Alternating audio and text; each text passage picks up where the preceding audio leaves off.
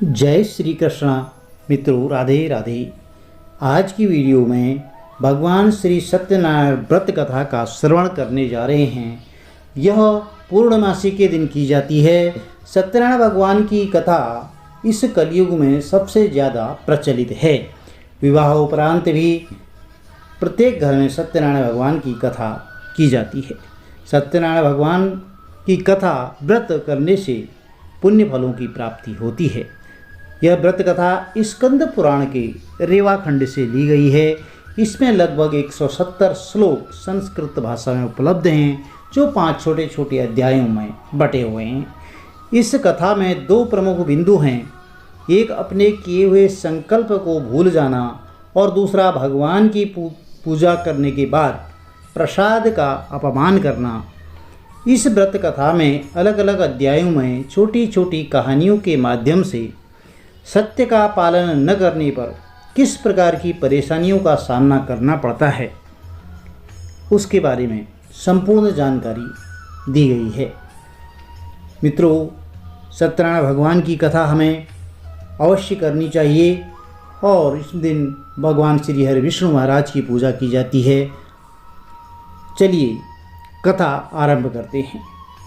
ओम शांताकारं भुजगशयनं पद्मनाभं सुरेशं विश्वाधारं गगनसदृशं मेघवर्णं शुभांगं लक्ष्मीकान्तं कमलनयनं योगिभिर्ध्यानगम्यं वन्दे विष्णुं भवभयहरं सर्वलोकैकनाथं।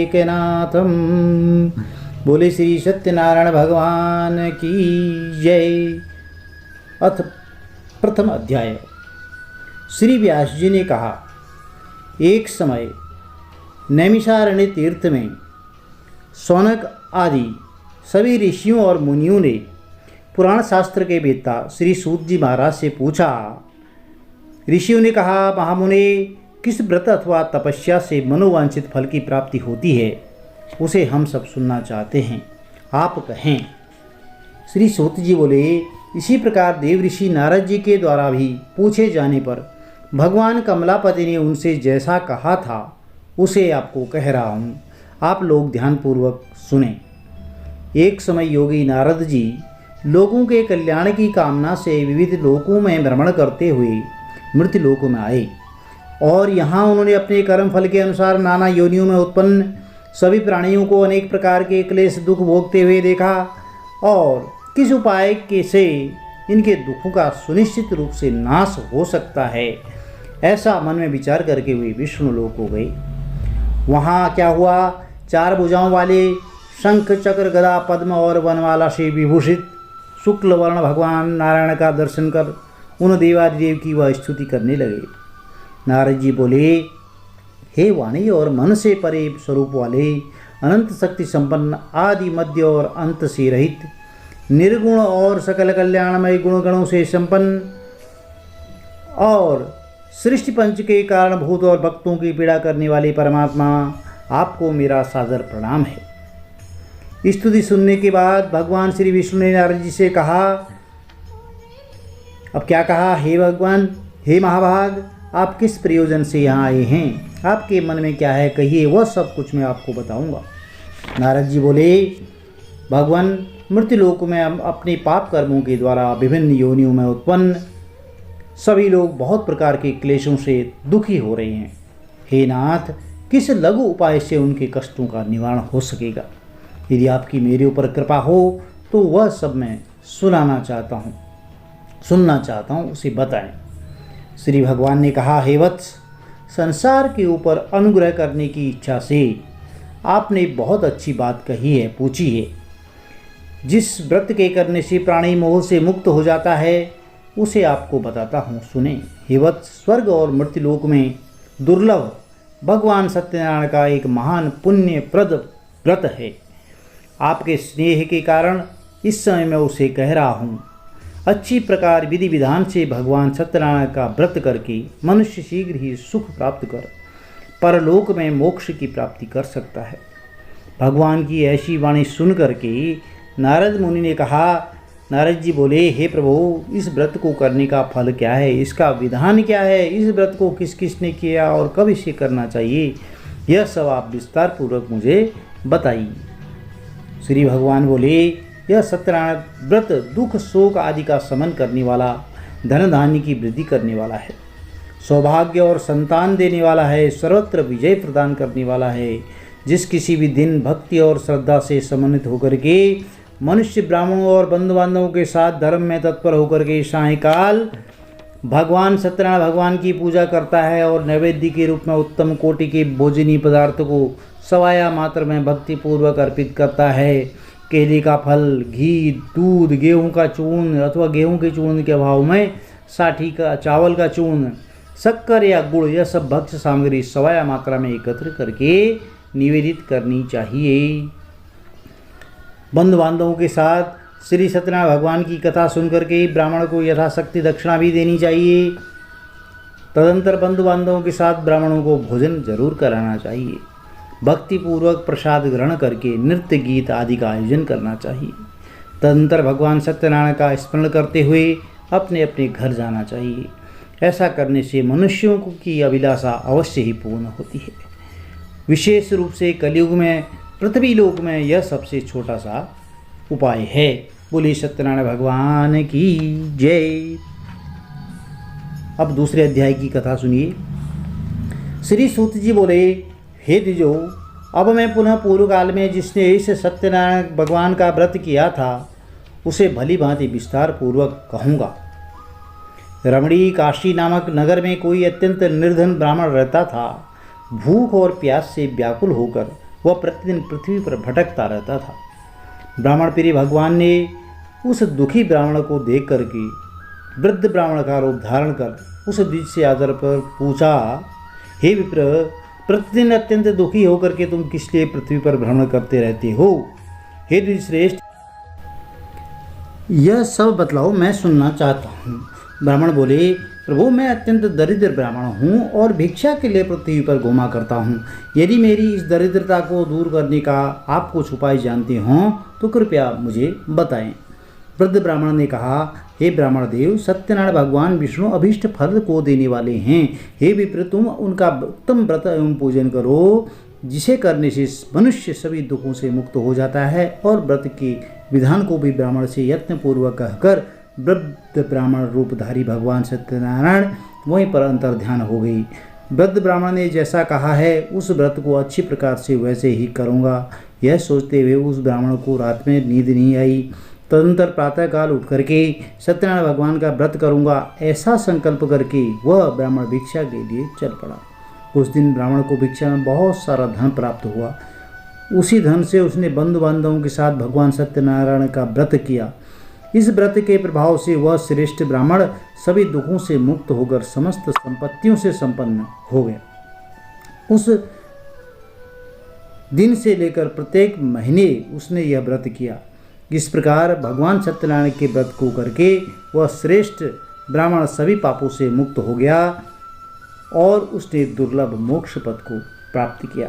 हे विप्र, पृथ्वी पर जब भी कोई मनुष्य श्री सत्यनारायण भगवान का व्रत करेगा उसी समय उसके समस्त दुख नष्ट हो जाएंगे। हे ब्राह्मणों, इस प्रकार भगवान सत्यनारायण ने महात्मा नारद जी से जो कुछ कहा मैंने वह आप लोगों से कह दिया। आगे और क्या कहूँ? ऋषियों ने कहा, हे मुनि, इस पृथ्वी पर उस ब्राह्मण से सुने हुए इस व्रत को किस किसने किया, हम वह सब सुनना चाहते हैं।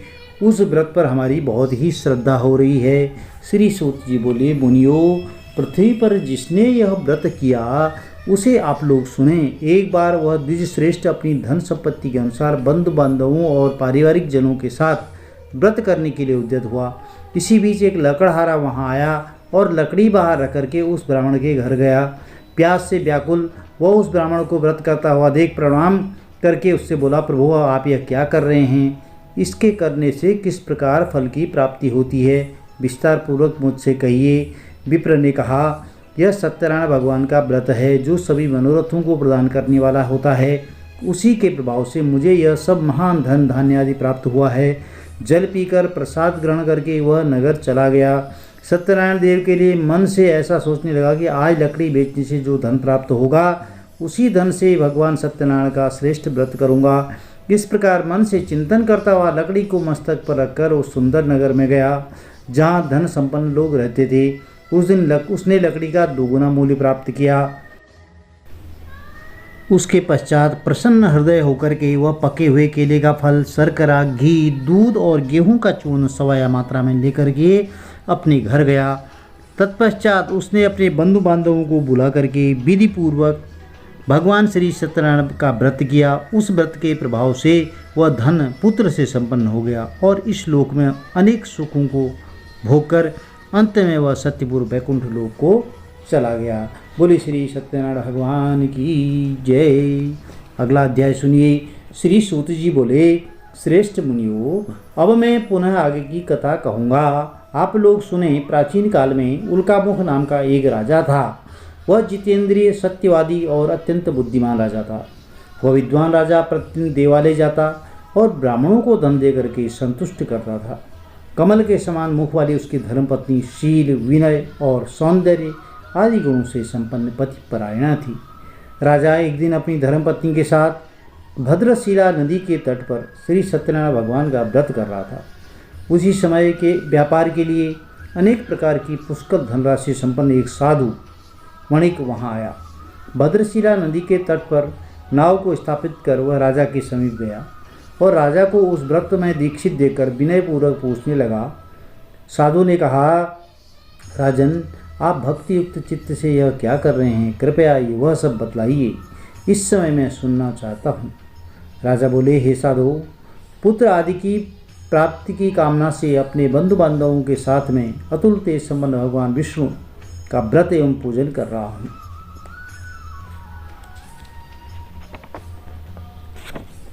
तो राजा की बात सुनकर के साधु ने आदरपूर्वक कहा, राजन, इस विषय में आप मुझे सब कुछ विस्तार से बतलाइए। आपके कथनानुसार मैं व्रत और पूजन करूँगा। मुझे भी संतति नहीं है, इससे अवश्य ही संतान की प्राप्ति होगी। ऐसा विचार कर वह व्यापार से निवृत्त होकर आनंदपूर्वक अपने घर आया। उसने अपनी भार्या से संतति प्रदान करने वाले इस सत्यव्रत को विस्तार पूर्वक बताया और बोला, मुझे जब संतान की प्राप्ति होगी तब मैं इस व्रत को करूँगा। इस प्रकार उस साधु ने अपनी भार्या लीलावती से कहा। एक दिन लीलावती उसकी सती साध्वी भार्या पति के साथ आनंदचित होकर के ऋतुकालीन धर्माचरण में प्रवृत्त हुई और भगवान श्री सत्यनारायण की कृपा से उसकी भार्या गर्भिणी हुई। 10वें महीने में उससे कन्या रत्न की उत्पत्ति हुई और वह शुक्ल पक्ष के चंद्रमा की भांति दिन प्रतिदिन बढ़ने लगी। उस कन्या का कलावती नाम रखा गया। इसके बाद एक दिन लीलावती अपने स्वामी मधुर वाणी में कहा स्वामी से कि आप पूर्व में संकल्पित श्री सत्यनारायण भगवान के व्रत को क्यों नहीं कर रहे हैं? साधु बोले, प्रिय, विवाह के समय व्रत करूँगा। इस प्रकार वह अपनी पत्नी को भली भांति आश्वस्त कर व्यापार के लिए नगर की ओर चला गया। इधर कन्या कलावती पिता के घर में बढ़ने लगी। तदंतर धर्म के साधु ने नगर में सखियों के साथ क्रीड़ा करते हुए अपने कन्या को विवाह योग्य दे करके आपस में मंत्रण करके कन्या के विवाह के लिए श्रेष्ठ वर का अन्वेषण करो, ऐसा दूत से कहकर शीघ्र ही नगर भेज दिया। उसकी आज्ञा प्राप्त करके दूत कांचन नामक नगर में गया और वहाँ से एक वणिक पुत्र को लेकर आया। साधु ने उस वणिक पुत्र को सुंदर और गुणों से संपन्न देखकर अपनी जाति के लोगों और बंधु बांधवों के साथ संतुष्ट चित्त होकर के विधि विधान से वणिक पुत्र के हाथ में कन्या का दान कर दिया। उस समय वह साधु वणिक दुर्भाग्यवश भगवान का वह उत्तम व्रत करना भूल गया जो उसने पूर्व में संकल्प किया हुआ था कि विवाह के समय में व्रत न करने के कारण भगवान उस पर रुष्ट हो गई। कुछ समय के पश्चात अपने व्यापार कर्म में कुशल वह साधु वणिक काल की प्रेरणा से अपने दामाद के साथ व्यापार करने के लिए समुद्र के समीप स्थित रत्नसारपुर नामक सुंदर नगर में गया और अपने श्री संपन्न दामाद के साथ वहाँ व्यापार करने लगा। तदंतर वे दोनों राजा चंद्रकेतु के रमणी उस नगर में गए। उसी समय भगवान सत्यनारायण ने उसे भ्रष्ट प्रतिज्ञा दे करके इसे दारुण, कठिन और महान दुख प्राप्त होगा ऐसा शाप दे दिया। एक दिन एक चोर राजा चंद्रकेतु के धन को चुराकर वहीं आया जहाँ दोनों वणिक बैठे थे। वह अपने पीछे दौड़ते दूतों को देख करके भयभीत चित्त से धन वहीं छोड़कर शीघ्र ही छिप गया। इसके बाद राजा के दूत वहां आ गए और जहाँ वह साधु वणिक था। वहाँ राजा के धन को देख करके वे दूत उन दोनों वणिक पुत्रों को बांध कर ले आए और हर्षपूर्वक दौड़ते हुए राजा से बोले, प्रभु, हम आज 2 चोर को पकड़ कर लाए हैं, इन्हें देखकर आप आज्ञा दें। राजा की आज्ञा से ये दोनों शीघ्र ही दृढ़तापूर्वक बांध करके बिना कोई विचार विमर्श किए ही कारागार में डाल दिए गए। भगवान सत्यदेव की माया से किसी ने उन दोनों की बात नहीं सुनी और राजा चंद्रकेतु ने उन दोनों का धन भी ले लिया। उन भगवान के शाप से वणिक घर में उसकी भार्या भी बहुत दुखी हो गई, क्योंकि जब पतिदेव घर नहीं आए, बच्चे जवाई जी घर नहीं आए तो बहुत दुखी हो गई। और उनके घर में बहुत सारा का सारा जो धन था वह चोर ने भी चुरा लिया और वह लीलावती शारीरिक और मानसिक पीड़ाओं से युक्त भूख और प्यास से दुखी होकर के अन्न की चिंता से दर दर भटकने लगी। कलावती कन्या भी भोजन के लिए इधर उधर घूमने लगी। एक दिन भूख से पीड़ित होकर के वह कलावती एक ब्राह्मण के घर गई। वहाँ जाकर उसने श्री सत्यनारायण भगवान के व्रत पूजन को देखा। वहाँ बैठकर उसने कथा सुनी और वरदान मांगा। तदनंतर प्रसाद ग्रहण करके वह कुछ रात होने पर घर गई। जब रात हो गई थी तो माता लीलावती ने कलावती से पूछा कि पुत्री, रात में तुम कहाँ रुक गई थी, तुम्हारे मन में क्या है? कलावती कन्या ने तुरंत माता से कहा, माँ, मैंने एक ब्राह्मण के घर में मनोरथ प्रदान करने वाला व्रत देखा है। कन्या की उस बात को सुनकर के वह वणिक की भार्या व्रत करने को उद्यत हुई और प्रसन्न मन से उस साध्वी ने बंधु बांधवों के साथ भगवान श्री सत्यनारायण का व्रत किया और इस प्रकार प्रार्थना की, भगवान, आप हमारे पति और जमाई जी के अपराध को क्षमा करें, वे दोनों अपने घर शीघ्र आ जाएं।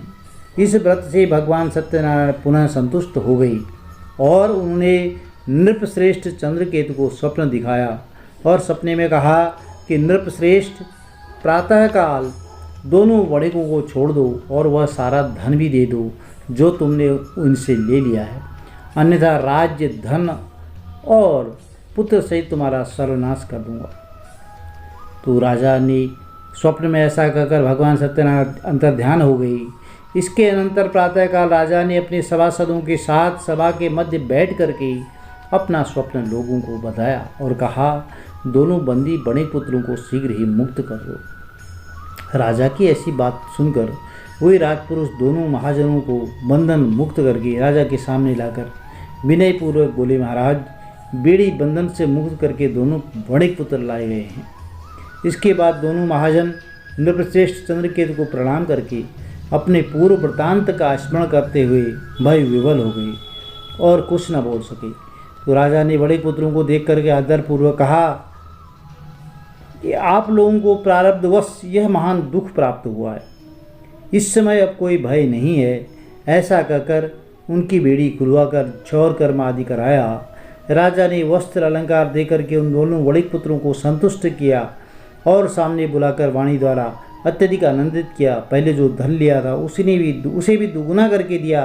तदनंतर राजा ने पुनः उनसे कहा, साधो, अब आप अपने घर को जाएं। राजा को प्रणाम करके आपकी कृपा से हम जा रहे हैं। ऐसा कहकर उन दोनों महावैश्यों ने अपने घर की ओर प्रस्थान किया। बोले श्री सत्यनारायण भगवान की जय। अब चतुर्थ अध्याय। श्री सूत जी बोले, साधु वणिक मंगलाचरण कर और ब्राह्मणों को धन दे करके अपने नगर के लिए चल पड़ा। साधु के कुछ दूर जाने पर भगवान सत्यनारायण की जिज्ञासा हुई कि साधु, तुम्हारी नाव में क्या भरा है? तब वो धन के मद में बहुत चूर थे, बहुत घमंड हो गया था उनको कि हमारा धन भी डबल करके दे दिया और बिना मेहनत करे इतना धन मिल गया, जेल से भी छूट गई। तो दोनों महाजनों ने अवहेलनापूर्वक हंसते हुए कहा, अरे दंडिन, क्यों पूछ रहे हो? कुछ द्रव्य लेने की इच्छा है क्या? हमारी नाव में तो लता और पत्ते भरे पड़े हैं। ऐसी निष्ठुर वाणी सुनकर के तुम्हारी बात सच हो जाए, ऐसा कहकर वह दंडी सन्यासी का रूप धारण किए भगवान कुछ दूर जाकर समुद्र के पास बैठ गए। दंडी के चले जाने पर नित्य क्रिया करने के पश्चात उतराई हुई नाव देख करके साधु अत्यंत आश्चर्य में पड़ गया और नाव में लता और पत्ते आदि देख करके मूर्छित होकर पृथ्वी पर गिर पड़ा। सचेत होने पर वणिकपुत्र चिंतित हो गया। तब उसके दामाद ने इस प्रकार कहा, आप शोक क्यों करते हैं? दंडी ने साफ दे दिया है और इस स्थिति में वे ही चाहें तो कुछ कर सकते हैं, इसमें कोई संशय नहीं है। अतः उन्हीं की शरण में हमें चलना चाहिए, वही मन की इच्छा पूर्ण होगी।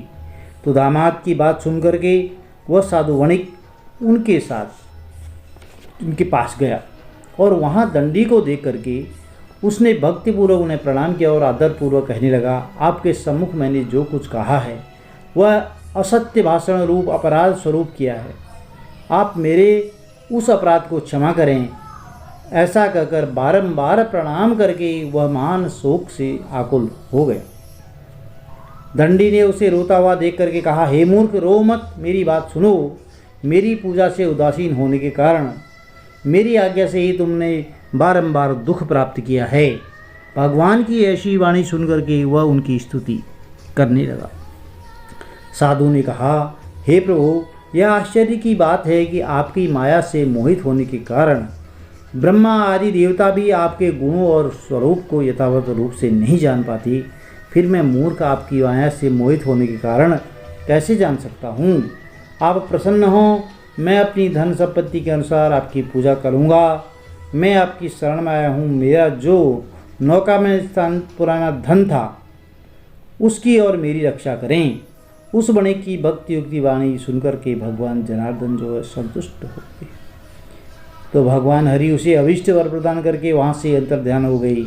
उसके बाद वह साधु अपनी नौका में चढ़ा और उसे धन धान्य से परिपूर्ण देखा। भगवान सत्यदेव की कृपा से हमारा मनोरथ सफल हो गया। ऐसा कहकर स्वजनों के साथ उसने अपनी भगवान की विधिवत पूजा की। भगवान सत्यनारायण की कृपा से वह आनंद रूप से परिपूर्ण हो गया और नाव को प्रयत्नपूर्वक संभाल कर उसने अपने देश के लिए प्रस्थान किया। साधु वणिक ने अपने दामाद से कहा, वह देखो, मेरी रत्नपुरी नगरी दिखाई दे रही है। इसके बाद उसने अपने धन के रक्षक दूत को अपने आगमन का समाचार देने के लिए अपनी नगरी में भेज दिया। तत्पश्चात उस दूत ने नगर में जाकर के साधु की भार्या को देखकर हाथ जोड़ प्रणाम किया और उसके लिए अभीष्ट बात कही। तो सेठ जी ने अपने दामाद और बंधु वर्गों के साथ बहुत सारे धन धान्य से संपन्न होकर के नगर के निकट पधार गए हैं। दूत के मुख से यह बात सुनकर वह महान आनंद से विवल हो गई और उस साध्वी ने श्री सत्यनारायण भगवान की पूजा करके अपनी पुत्री से कहा, मैं साधु के दर्शन के लिए जा रही हूँ, तुम शीघ्र आओ। माता का ऐसा वचन सुनकर व्रत को समाप्त करके प्रसाद का परित्याग कर वह कलावती भी अपने पति के दर्शन करने के लिए चल पड़ी। इससे भगवान फिर रुष्ट हो गए और उन्होंने उसके पति को नौका सहित धन के साथ हरण करके जल में डुबो दिया।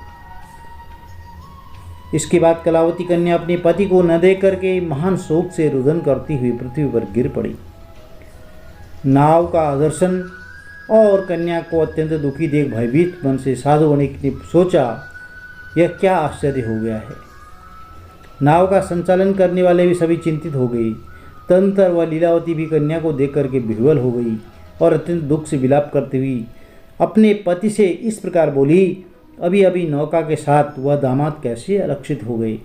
न जाने किस देवता की उपेक्षा से वह नौका हरण कर ली गई, अथवा श्री सत्यनारायण भगवान का मातम्य कौन जान सकता है। ऐसा कह करके वह स्वजनों के साथ विलाप करने लगी और कलावती कन्या गोद में लेकर के उसे रोने लगी। कलावती कन्या भी अपने पति के नष्ट हो जाने पर दुखी हो गई और पति की पादुका लेकर के उसका अनुगमन करने के लिए उसने मन में निश्चय किया। कन्या के इस प्रकार के आचरण को देख करके भार्या सहित वह धर्मज्ञ साधु वणिक अत्यंत शोक संतप्त हो गया और सोचने लगा, या तो भगवान सत्यनारायण ने यह दामाद के साथ और धन धान्य से भरी इस नौका के साथ अपहरण किया है, अथवा हम सभी भगवान सत्यदेव की माया से मोहित हो गए हैं। अपनी धन शक्ति के अनुसार मैं भगवान सत्यनारायण की पूजा करूंगा। सभी को बुलाकर इस प्रकार कहकर उसने अपने मन की इच्छा प्रकट की और बारंबार भगवान सत्यदेव को प्रणाम किया। इससे दोनों के परिपालक भगवान सत्यदेव प्रसन्न हो गए और भक्त वत्सल भगवान ने कृपा पूर्वक कहा, तुम्हारी कन्या प्रसाद छोड़कर अपने पति को देखने के लिए चली आई है। निश्चय ही इसी कारण से उसका पति अदृश्य हो गया।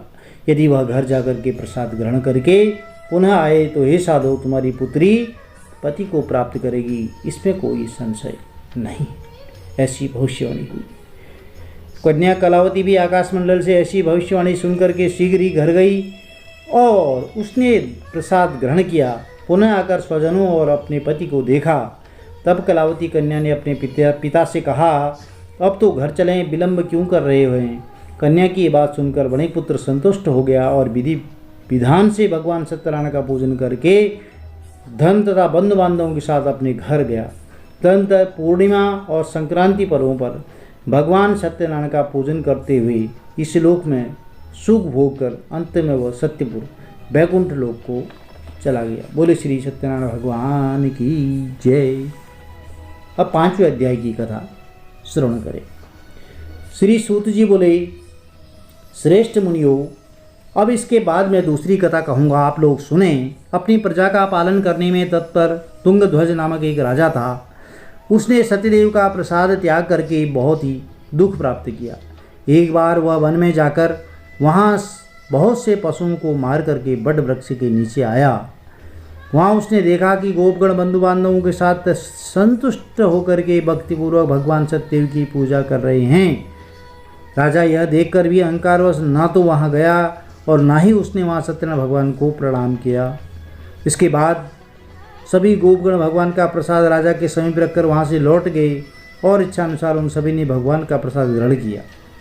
इधर राजा को प्रसाद का परित्याग करने से बहुत दुख हुआ। उसका संपूर्ण धन धान्य और सभी स्वपुत्र नष्ट हो गए। राजा ने मन में यह निश्चय किया कि अवश्य ही भगवान सत्यनारायण ने हमारा सर्वनाश कर दिया है, इसलिए मुझे वहीं जाना चाहिए जहाँ श्री सत्यनारायण भगवान का पूजन हो रहा था।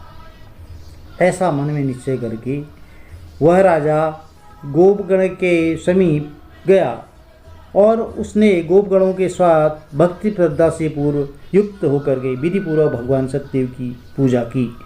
भगवान सत्यदेव की कृपा से वह पुनः धन और पुत्रों से संपन्न हो गया। इस लोक में सभी सुखों को उपभोग कर वह अंत में सत्यपुर वैकुंठ लोक को प्राप्त हुआ। श्री सूत जी कहते हैं कि जो व्यक्ति इस परम दुर्लभ श्री सत्यनारायण भगवान के व्रत को करता है और पुण्यमयी और फलप्रदायिनी भगवान की कथा को भक्तियुक्त होकर के सुनता है, उसे भगवान सत्यनारायण की कृपा से धन धान्य आदि की प्राप्ति होती है। दरिद्र भी धनवान हो जाता है। बंधन में पड़ा हुआ व्यक्ति बंधन से मुक्त हो जाता है। डरा हुआ व्यक्ति भय से मुक्त हो जाता है। यह बात सत्य है, इसमें कोई संशय नहीं है। वह इस लोक में भी और परलोक में भी सभी फलों को भोग करके अंत में सत्यपुर वैकुंठ लोक को जाता है। हे ब्राह्मणों, इस प्रकार मैंने आप लोगों से भगवान सत्यनारायण के व्रत को कहा, जिसे करके मनुष्य सभी दुखों से मुक्त हो जाता है। कलयुग में तो भगवान सत्यदेव की पूजा विशेष फल प्रदान करने वाली होती है। भगवान विष्णु ही, कुछ लोग काल, कुछ लोग सत्य, कोई ईश और कोई सत्यदेव, कोई लोग सत्यनारायण नाम से कहेंगे। अनेक रूप से सत्यव्रत रूप धारण करके सभी का मनोरथ पूर्ण करने वाले हैं। श्रेष्ठ मुनियों, जो व्यक्ति नित्य भगवान सत्यनारायण की व्रत कथा को पढ़ता है, सुनता है, उसके मनोवांछित फलों की प्राप्ति अवश्य होती है। भगवान सत्यनारायण की कृपा से उसके सभी पाप नष्ट हो जाते हैं। हे मुनीश्वरों, पूर्व काल में जिन लोगों ने भगवान सत्यनारायण का व्रत किया था, उनके अगले जन्म का वृतांत मैं अब कहता हूँ, उसे आप लोग ध्यानपूर्वक सुने। महान प्रज्ञा संपन्न सदानंद नाम के जो ब्राह्मण थे, सत्यनारायण भगवान का व्रत करने के प्रभाव से दूसरे जन्म में सुदामा नामक ब्राह्मण हुए और उस जन्म में भगवान श्री कृष्ण का ध्यान करके उन्होंने मोक्ष प्राप्त किया। जो लकड़हारा भील था, गोहों का राजा हुआ और अगले जन्म में उसने श्री राम भगवान की सेवा करके मोक्ष प्राप्त किया। महाराज उल्कामुख दूसरे जन्म में राजा दशरथ हुए, जिन्होंने श्री रंगनाथ की पूजा करके अंत में वैकुंठ प्राप्त किया। इसी प्रकार धार्मिक और सत्यव्रती साधु पिछले जन्म के सत्यव्रत के प्रभाव से दूसरे जन्म में मूलध्वज नाम का राजा हुआ। उसने आरे से चीरकर अपने पुत्र की आदि देह भगवान श्रीहरि विष्णु को समर्पित कर मोक्ष प्राप्त किया था।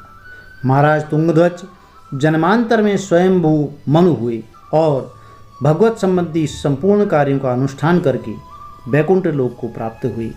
जो गोपगण थे वह सब जन्मांतर में ब्रजमंडल में निवास करने वाले ग्वाले हुए और सभी राक्षसों का संहार करके उन्होंने भी भगवान का शाश्वत धाम गोलोक प्राप्त किया।